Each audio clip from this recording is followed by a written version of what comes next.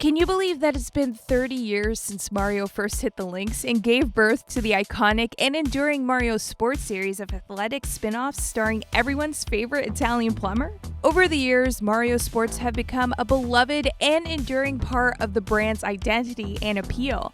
And with the release of Mario Golf Super Rush serving as the perfect bookend for the series' journey this far, it's high time to take a look back at all the stops we've made along the way. The good, the bad, and the ugly. I'm Camile Salazar-Hadaway, and this is every Mario Sports game ever.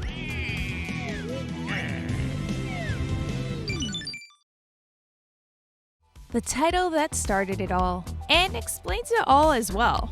NES Tournament Open Golf is, as the name suggests, a golf tournament game released on the Nintendo Entertainment System way back in '91. And before anyone gets smart about it not having Mario in the title, the game was known as Mario Open Golf in Japan, officially making it the inaugural Mario Golf game. Plus, Mario's even on the box. See? While the game's mostly forgotten these days, save for the odd Virtual Console port, its legacy lives on thanks to Super Smash Bros., which included Mario's patriotic Stars and Stripes getup as an alternative costume. Speaking of big first, here comes the game that spawned the franchise voted most likely to destroy friendships 2 decades running. While Super Mario Kart released 12 years out from the launch of the Nintendo DS, its unique display, which splits the screen real estate into 2 halves for the track itself and an overhead map, definitely got some hardware designers' gears turning. Fun fact, did you know that this is the only Mario Kart game not to include Donkey Kong as a playable character? Rather, it's the onesie-clad kiddo Donkey Kong Jr. who makes an appearance, blazing a bold new trail for apes everywhere. Yes, that's right. Before Mario hit the court in the famous and beloved N64/Game Boy Mario Tennis games, he got his start racketeering on Nintendo's infamous and hated monochromatic failure, the Virtual Boy.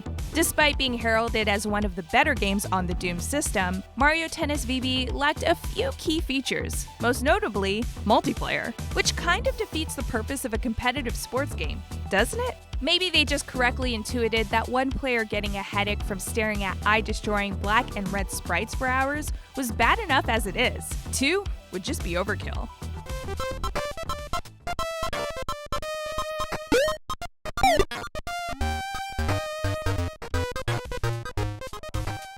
Very little is known about this cancelled Virtual Boy sequel to Super Mario Kart aside from a game retailer's listing.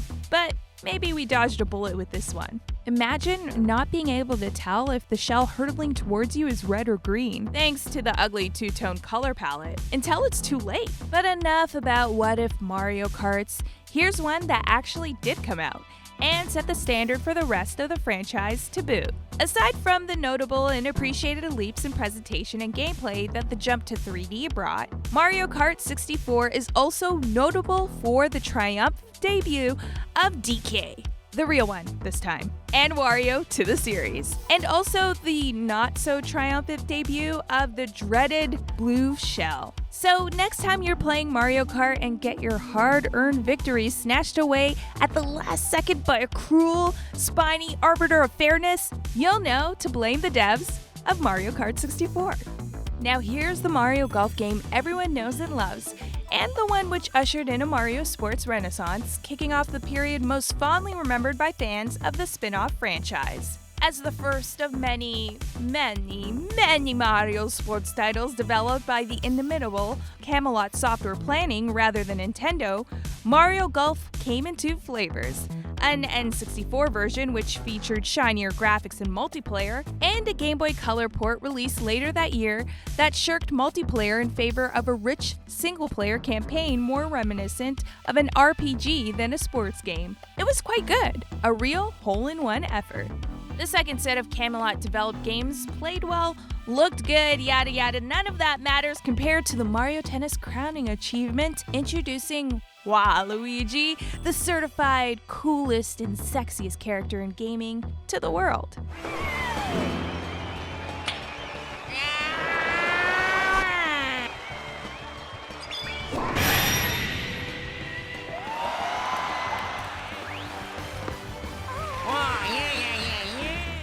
Absolutely nothing could top that. But these games had some other cool stuff too, I guess. A surprising amount of depth in both mechanics and content, another meaty RPG single-player quest in the Game Boy version, and the ability for the console and handheld versions to interact via the N64 transfer pack. But come on, it's Waluigi. What else could possibly stack up? A quaint little handheld entry in the series released exclusively in Japan. What sets Mobile Golf apart from the Game Boy Color version of Mario Golf released 2 years prior is its compatibility with the mobile adapter GP peripheral. The adapter, which was also Japan exclusive, allowed players to link their Game Boy to a cellular network and compete in multiplayer with other players on that network in a crude, early form of online versus. Considering Nintendo's track record with online multiplayer though, I can only imagine the amount of stuttering and disconnects mobile golfers had to suffer through. The first portable Mario Kart is also the only one curiously developed by Intelligent Systems, who are better known for their work on the Fire Emblem and Paper Mario RPGs. Super Circuit was kind of a best of both worlds, taking elements from Mario Kart 64, the character and item roster, and the original Super Mario Kart, all 20 classic tracks, to craft one of the Game Boy Advance's first killer apps. The game is also the final Mario Kart game to use sprites before the series made the complete shift to 3D, leaving it the first and final game to follow in the franchise progenitor's pixelated footsteps.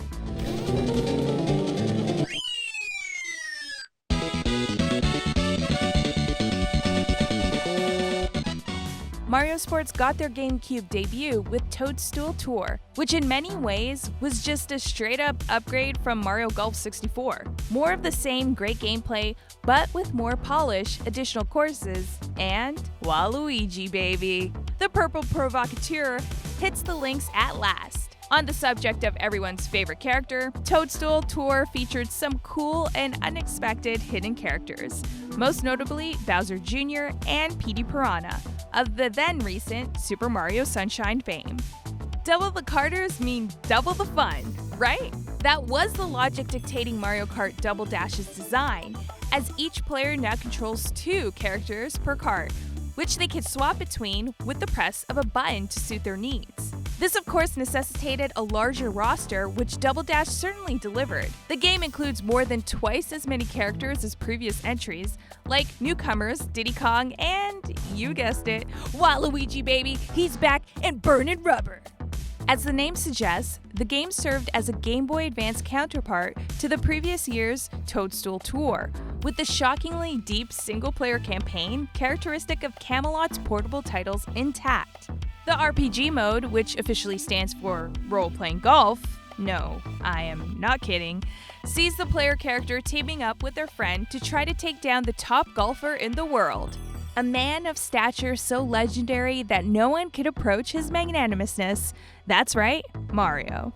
Following in Toadstool Tour's footsteps, Power Tennis brought the sport of kings to the GameCube in spectacular fashion. The game is all about the flash between the signature power shots, explosive opening movie, and various gimmick courts. Mario Power Tennis definitely feels a lot more Mario Power than tennis for the most part. But hey, can't say no to more Waluigi, right? Mario's third GameCube sports outing adds a new developer to the mix. Mario Superstar Baseball, or Super Mario Stadium Miracle Baseball if you want to use its incredible Japanese title, developed by Namco, mashes Mario with America's favorite pastime to deliver high-octane Major League action straight to your living room. With a roster of more than 30 characters and more minigames that you could shake a bat at, this was arguably the most content-packed game of the era. Arguably. By 2005, arcades were already a dying breed in North America, but in Japan, they were still going strong like an even more electric Energizer Bunny. Hence, Mario Kart Arcade GP, which, as you might have guessed it, is an arcade version of Mario Kart. This one was developed by Namco as well, and as such featured a few special guest racers like Pac-Man and his missus. Have you ever wanted to bust a move with Waluigi, the smoothest and most graceful dancer of all time? Or, that Mario guy, I guess. Then here's the perfect game for you. A Mario-tinged entry to the exhilarating yet exhausting Dance Dance Revolution series that puts your footwork to the test. Amusingly, there wasn't exactly enough iconic Mario tunes to fill an entire set list, meaning a good chunk of the stages in this game are set to gamified takes on classical music instead. And did I mention that you could dance with Waluigi? Truly the perfect game.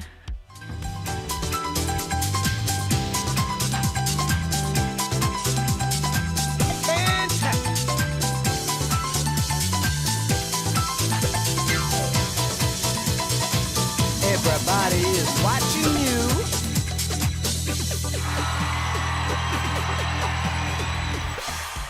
Mario Kart's back on handheld, and we're back to single drivers as opposed to double dashes, double trouble, double teams. Mario Kart DS is a milestone title in that it's the first ever Mario sports title to feature online play via Nintendo Wi-Fi, finally allowing players from around the world to join together and then be torn apart because this is Mario Kart after all. Being on the DS finally fulfilled the original Super Mario Kart's prophesized setup. Map on the bottom screen, action up above, this time with 100% less screen squishing. The second new sport tackled by Mario in 2005, the Strikers series of games is probably the edgiest the Plumber & Co. have ever gotten, courtesy of Next Level Games, the company who would later be handed the reins to Nintendo's Punch-Out! And Luigi's Mansion franchises. In this case, hitting the pitch means hitting it hard, as Strikers' take on soccer is a no-rules, no-holds-bar slugfest where attacking your opponents isn't just allowed, it's encouraged. I know footy games are known to spark violence, but rarely is violence the focus, quite like it is here. Here we have a strange instance of a GBA game released more than a year into the DS's lifespan, serving as the perfect swan song for the generations of pixel-perfect handheld sports games. As the counterpart to Power Tennis, this one includes, say it with me, a full-fledged single-player RPG mode, in addition to other solo and multiplayer content. Not much to say about it, really. Another year, another all-new sport for Mario to explore. Mario Hoops 3-on-3, much like Strikers, is less about the rules of basketball and more about the essence of basketball. Because I'm pretty sure NBA regulations don't permit you to chuck bomb at other players unless your name is Reggie Miller. This take on Street Ball was developed by Square Enix, which in series tradition let them cameo characters from their own stable. In this instance, Final Fantasy mainstays like the White Mage and Cactar. While billed as a sequel, this one's more of an update to the existing Mario Kart arcade GP machines that adds new tracks and some new characters. The gameplay is pretty much entirely unchanged. Still, hard to say no to more content, especially if arcade owners wants to keep sucking in quarters from wannabe Drift Kings. The even edgier and even angrier follow-up to Super Mario Strikers marks Mario Sport's big Wii debut. If you ever wanted to see soccer legend Waluigi celebrate a goal by crotch thrusting, boy, I got the game for you. Strikers was already a high-stakes game, but charged up the ante with the introduction of Mega Strikes, powerful special moves that allow a player to score up to 6 goals with one shot. Poor goalkeepers literally got their hands full. The crossover no one thought possible is made reality in a kitschy sports-themed minigame collection meant to promote the upcoming Beijing Summer Olympics. This is a game so unlikely that people thought it was an April Fool's joke when it was initially announced, only to be assured that no, it's very serious and very real. Featuring 20 real-life Olympic events for Mario, Sonic, and friends to compete in, plus 4 more video gamey dream events, the Blue Blur and the Superstar Plumbers debut collaboration is perfect for fans of both franchises, or enlightened folks who just want to watch Waluigi win a gold medal in every event. Another enigmatic canceled game, this action-packed volleyball/wrestling hybrid title was pitched to Nintendo by Mario Strikers developers Next Level Games, only to have it rejected for allegedly being, quote, too violent. While the image of Waluigi curb-stomping a down Mario might raise an eyebrow, the violence depicted in Spiker's leaked test animations isn't that far off of some of Striker's Charge's more intense moments. Big ups to Liam Robertson of Unseen64 for putting in the hard work of bringing this game to light. Far too often do curiosities like this slip through the cracks. While the content of this tardy handheld port is mostly shared with its Wii predecessors, players of Mario and Sonic's DS version were treated to a bevy of exclusive events, including 5 all-new Dream events to give it more of an arcadey feel. The Record Breaker, the Kingmaker, the Money Taker. Mario Kart Wii represents a high point in the series, both gameplay-wise, thanks to the introduction of bikes and some deviously complex tracks, and sales-wise, as its ludicrously high lifetime sales figure of 33 million units has still yet to be surpassed by any Mario sport game. The bundled-in Wii wheel peripheral helped motion-controlled racing feel more natural than ever, and its status as the first console Mario Kart to feature online play helped it get even longer legs than its predecessor. You can't argue with that kind of staying power. The Wii-based follow-up of Mario Superstar Baseball is a bit of an oddity. Despite basically just being an updated version of its predecessor with more characters, stages, modes, and new motion-based controls, for whatever reason, it was never physically released in Europe and Australia, making it one of the very few Mario games to skip those regions entirely. And since the Wii was a region-locked console, European baseball fanatics couldn't simply import Super Sluggers from another country. Perhaps the devs took the Great American Game a bit too seriously with this one. Everything you loved about the Mario and Sonic Summer Olympic Games, but in winter this time. These 2 original games would go on to form the foundation upon which all Mario and Sonic at the Olympic Game titles would be built. It's no exaggeration to say that there's practically no difference between new entries from here on, save for prettier graphics and slightly updated characters and event rosters. So strap in, because from here on out, we're going into hyper-speed mode for these particular games. Perhaps the most ambitious Mario sports title yet in terms of scope. This game was the first to include more than one activity, featuring hockey, volleyball, condolences Super Mario Spikers, dodgeball, and basketball. The last one is important because Mario Sports Mix is actually a sequel to the DS's Mario Hoops 3-on-3 in disguise. Developer Square Enix is back, and they've brought even more Final Fantasy characters to guest star this time around. Hey, remember Beijing 2008? We're doing that again, but in London this time, with 10 more events, but somehow less variety because some of the control methods from the previous game are gone.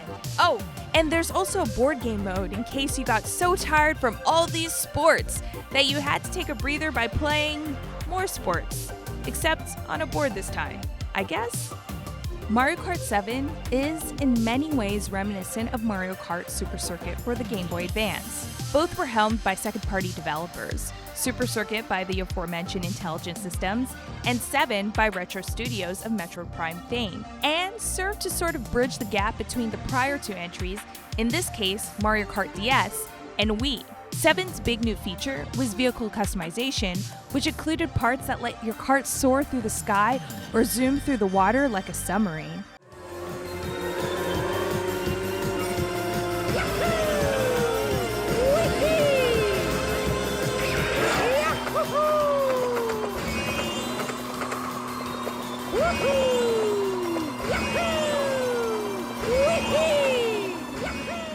More Olympic fun? Now a bunch of all-new touch-controlled events exclusive to the 3DS version. Plus, for the first time ever, one of these games has a story mode in which, and I kid you not, Mario and Sonic have to stop their respective villains from using fog machines in an attempt to get the Olympics canceled.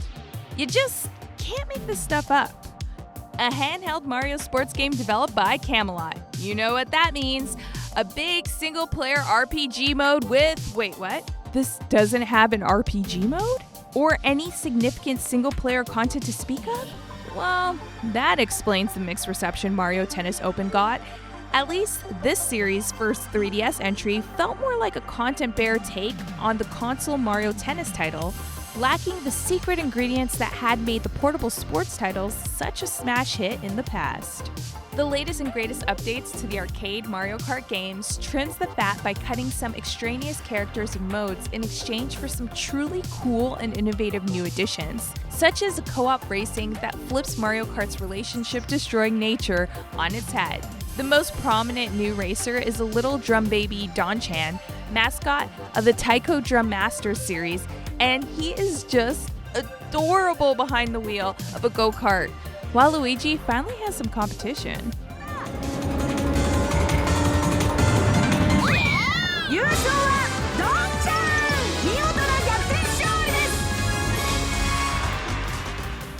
Okay, this is the point at which these Olympic Games just started getting straight up panned by critics, thanks to their similarity to the older titles. So I'm not sure if there are any more ways I could say these games are pretty samey without sounding pretty samey myself. They seem to realize it on some level themselves too, as this is the first entry not to have a portable version. Camelot seems to have learned their lesson from Mario Tennis Open's reception, as their famed single-player mode is back in the form of Castle Club, which allows one's Mii to take on various Mario characters in increasingly difficult tournaments to secure fame and glory. Bare bones compared to the previous role-playing golf offerings, but it's a step up from Open nonetheless. As the first Mario Golf game to release in a decade, it had big shoes to fill. Perhaps nothing could live up to fans' expectations, but World Tour put in a capital effort nonetheless.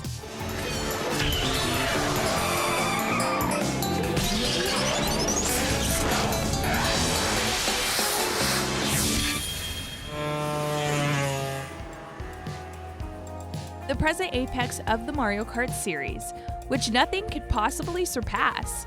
Or at least that's what Nintendo seems to think, given that this is the one and only all-new fully featured Mario Kart game to launch within the last 7 years. It's almost hard to argue against its quality and polish though. An innovative new anti-gravity racing mechanic and total rebalance of items and kart customization makes Crazy 8 the definitive MK experience, whether you're playing for keeps or just to have fun with friends. It's also the first Mario Kart to see DLC released, allowing you to further expand your roster of characters and tracks without having to buy an entirely new game. Mario Tennis Ultra Smash's name is a bit of a misnomer, as this entry was neither Ultra nor a smash hit. Tennis fans just can't catch a break, as the second time in a row they were met with a bare-bones simplistic game which lacked the depth and features of previous Mario Tennis classics.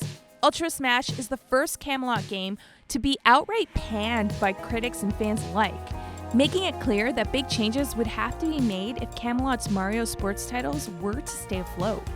You can make Waluigi do rhythmic gymnastics in this one, so that almost makes up for it being almost the exact same game as its predecessors, right? You could also ride a horse, that's kinda cool. Look at him go! I don't know what this is, but he sure is doing it well. The Olympics!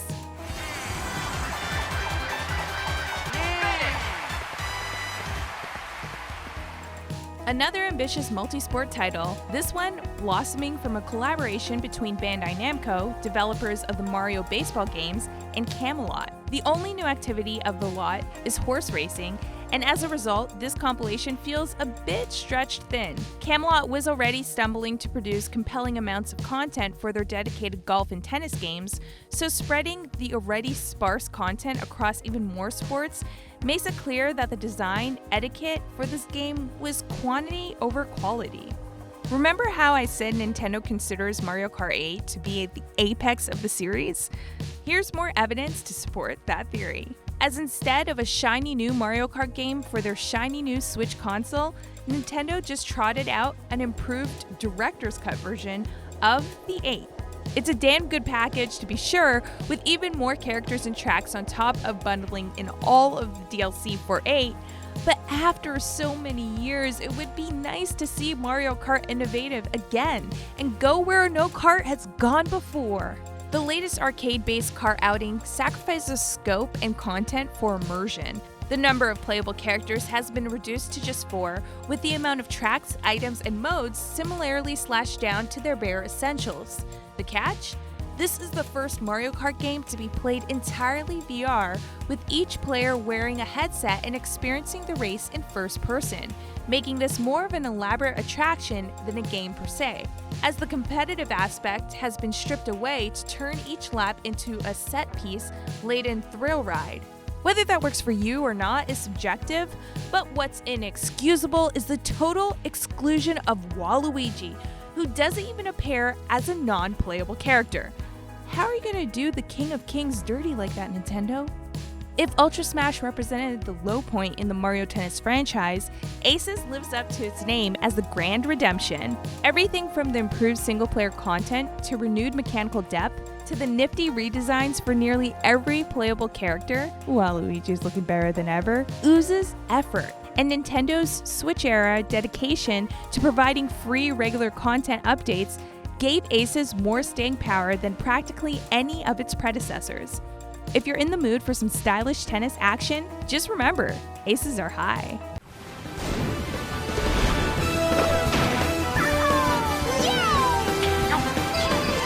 Here I go!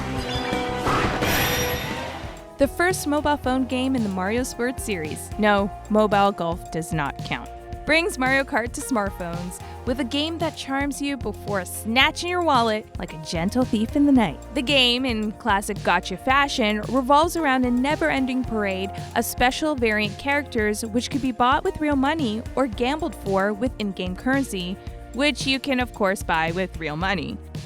Only those with the best luck or deepest pockets are likely to experience all that this game has to offer. Such wondrous sights as bus driver Waluigi or Bratwurst Luigi. Cool. The latest and greatest Mario and Sonic Olympic titles occupies a paradoxical space in the zeitgeist, being a game which released in 2019 to promote the 2020 Olympics, which ended up getting delayed until 2021, but still used the 2020 branding anyway. It also is the first of these games in quite some time to try something substantially new, namely neat little pixel events which feature classic Mario and Sonic sprites competing in events inspired by the 1964 Olympics, which were held in Tokyo. Much like Mario Kart Arcade GP VR, Home Circuit is more of an experience or an elaborate toy than a full-fledged game, but it's still a neat curiosity nonetheless.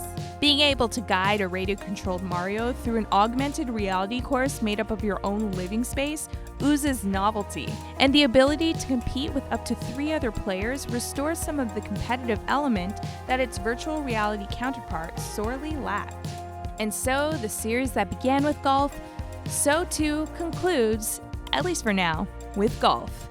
Super Rush is the latest entry in the Mario Sports franchise, and while it may lack some of the substance that made Aces such a return to form for Camelot, it's no slouch in the style department. A new mode called Speed Golf brings a new meaning to golf without limits, as golfers tee off simultaneously in a mad dash to sink their ball first, regardless of what or who gets in their way. Also, the RPG adventure mode is finally back. As of speaking, there's still more content on the horizon for Super Rush, so if you were looking for an excuse to get your golf on once more, consider this your sign.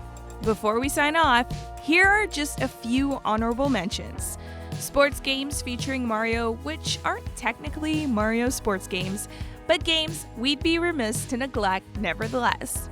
First off is Famicom Grand Prix F1 Race, a Japan-exclusive top-down racing game starring the Crimson-clad plumber, which is, in a weird sort of way, the ancestor to the Mario Kart series. Then there's SSX on Tour, an entry in EA's flagship series of snowboarding games, which featured Mario, Luigi, and Peach as playable characters in the Nintendo GameCube version. To round things off, NBA Street V3, another EA Sports game to include the Mushroom Kingdom trio on Nintendo platforms. A bit weird seeing Mario in a 3-on-3 street basketball game just a year before the launch of Mario Hoops. And that's all. The 30-year-long history of Mario's athletic outings, organized, categorized, and editorialized. Let us know in the comments what your favorite Mario sports title is, and of course, any fond memories you have of destroying friendships over Mario Kart. I'm Camile Salazar-Hadaway, and be sure to subscribe to the Leaderboard for more premier gaming content every week.